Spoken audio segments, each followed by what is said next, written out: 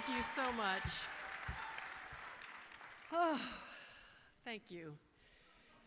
Thanks to everyone here tonight. It means so much to accept this award at a moment when the LGBT community is gaining such huge momentum. Massachusetts, Connecticut, Vermont, Iowa.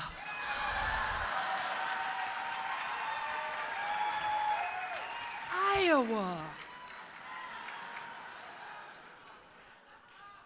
Gay is busting out all over the meadow and the hill.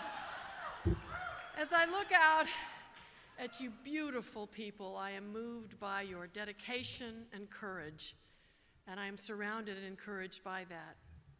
Mommies and mommies, daddies and daddies, you are the kind of parents this world needs.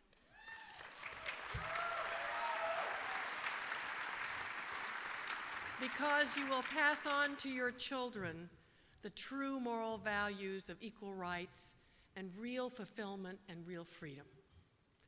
Our children are like sponges. They can soak up the hate that they're surrounded with in the world by their friends, by their peers, by their parents. But you parents will not pass that legacy on. I love the Human Rights Campaign. It means so much to me. This is an incredible group, isn't it? Oh, gosh. And to be honored tonight alongside Dr. Janetta Cole, a hero in the world of education and civil rights. Really, I'm so thrilled and I'm so humbled. The only time I ever came as close to being in the presence of such a great woman was in 1990, when I walked up the steps with Rosa Parks to help dedicate the National Civil Rights Museum in my hometown of Memphis, Tennessee.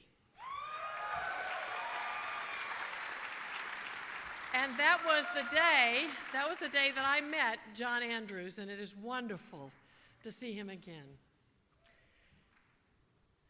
That was 1990. In 1968, April 4th, I was in high school. Someone came over the loudspeaker to say that Dr. Martin Luther King had been killed, and we were to go home immediately. I walked out of my high school and stood looking towards downtown. It was only 3.5 miles to the Lorraine Motel. But I was stricken with grief, regret, horror, and guilt because I had not spoken out. I mean, I was 18 years old.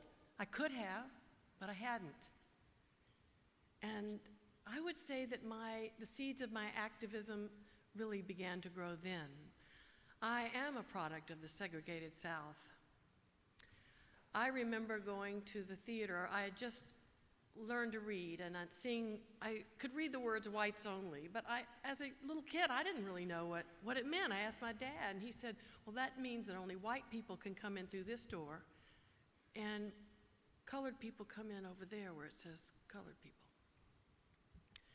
I remember going to the Mid-South Fair with my best friend Jane Howard for the fried food, the rides, and all the fat, beautiful pigs winning all the championships. And looking around and saying, where are the black people? And I asked Jane, she said, yeah, that's really weird. There's no black people here. And we went up to the ticket taker, and we asked her, where are the black people? And she said, well, they're not allowed to come in here with the white people. They're only allowed to come once a week. I was a sponge soaking up hate. I'd like to continue my little journey of enlightenment. My first boyfriend looked like Mick Jagger, and my parents hated him. He played in a rock and roll band, and he had no chin. But we were in love, and honey, the hanky-panky was going strong. And I went to my mother one day, and I said, you know, Mom, my period's not very regular. So she said, well, okay, we'll make you an appointment to see Dr. Nate Atherton. And I went to see Dr. Nate Atherton, a very close family friend, and he examined me, and he asked me, so do you have a boyfriend? I said, yes. He said, do you love your boyfriend? I said, oh, yes, I love my boyfriend. We're going to get married. So he wrote out on a little piece of paper and said, here, take this to the drugstore, Take one of these pills every day, and your period will be very regular. I was one of the lucky ones. Don't you see? Think of all the women that have been forced to bear unwanted children, and think of those poor children in the world. I still didn't speak out, though. It wasn't until Congress outlawed funding for poor women for abortions that I finally had to do something, and I called Gloria Steinem. I asked, what could I do? She said, would I become the spokesperson for Voters for Choice? I did.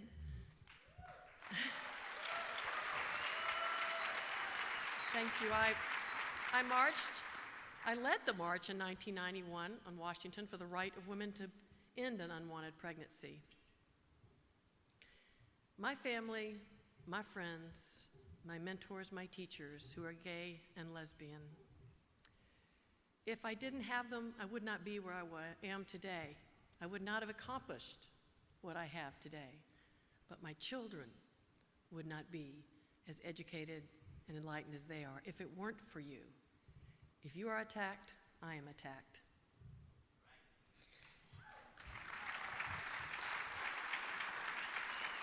HRC sponsored me to come to Washington for the 1993 March for LGBT Rights. I assumed I would carry the banner and lead the march. Well, I got there and they said, well, no, actually, you can be at the front, but you're going to be about 4 people back, and you can't carry the banner because you're not gay or lesbian. I said, hold on a minute. Wait a minute. Don't we all have an equal stake in this? Yes, we do. Would Martin Luther King have refused to let me march next to him because of the color of my skin? Well, I carried that banner and I led that march.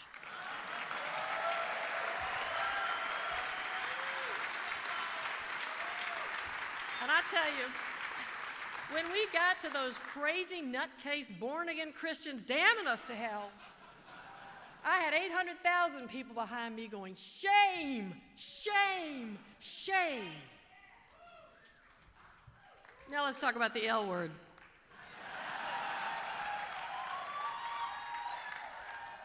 Well, let me just say, first of all, I wanted to be on the L word the first season, but they wouldn't have me.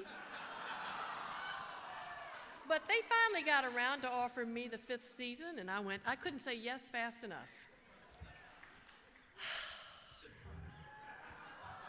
Honey, I got to do love scenes at my age as a woman in this business in front of a camera. It's very rare.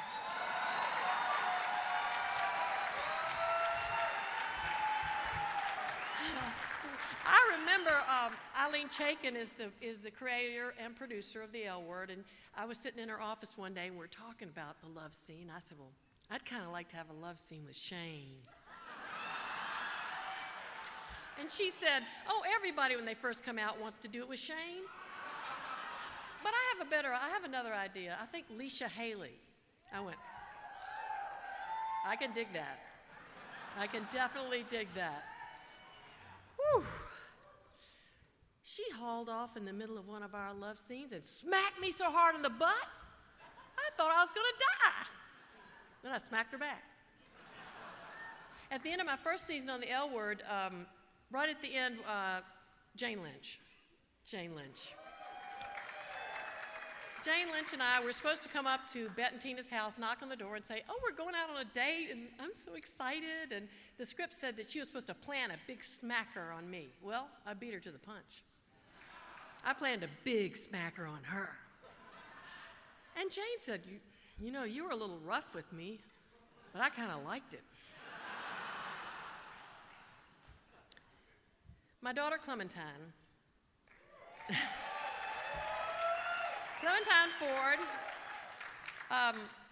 she played my daughter, of course. My character's daughter in the L Word. And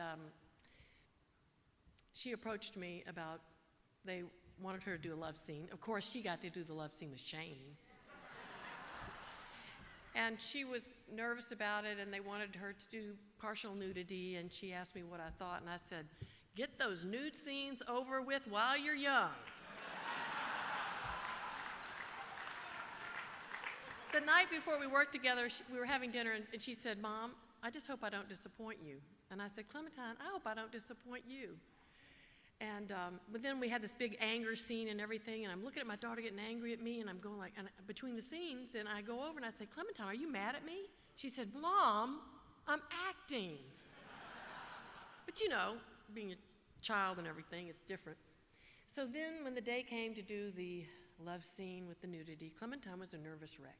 And we're walking around outside the set, and we've got our arms around each other, and she says, Mom, I'm so nervous. I don't know if I can do this. I said, Clementine, it's just acting. You know, I guess y'all know my daughter Clementine came out 4 weeks ago.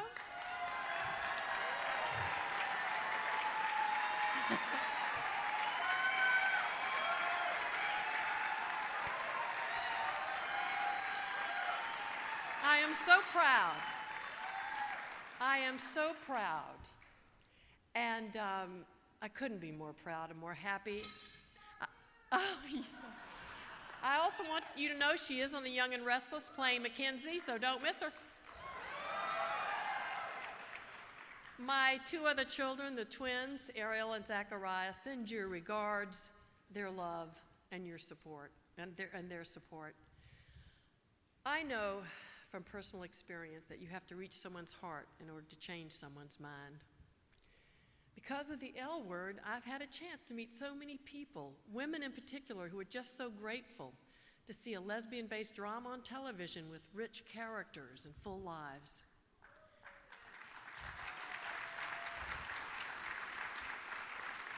In airports, I've had at least a dozen women come up to me and tell me their husbands make them watch the L word because I'm on it.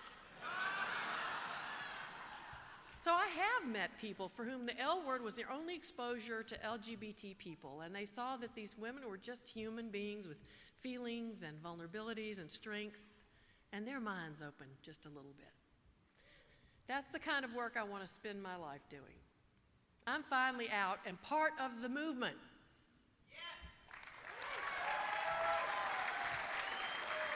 And that's how I want to contribute to this cause. Yes, there's lots to do. We got to get that law passed against hate crimes, signed by the president. And then we need to move on to fully inclusive employment, non-discrimination. Non-discrimination. Non-description. That would not be good. Non-discrimination. Yeah, we have a lot of work ahead of us. I'm so incredibly proud to stand with you as we move forward. I have been with you for a long time, and I will always be there for you. I love you. Thank you again. This is a great honor.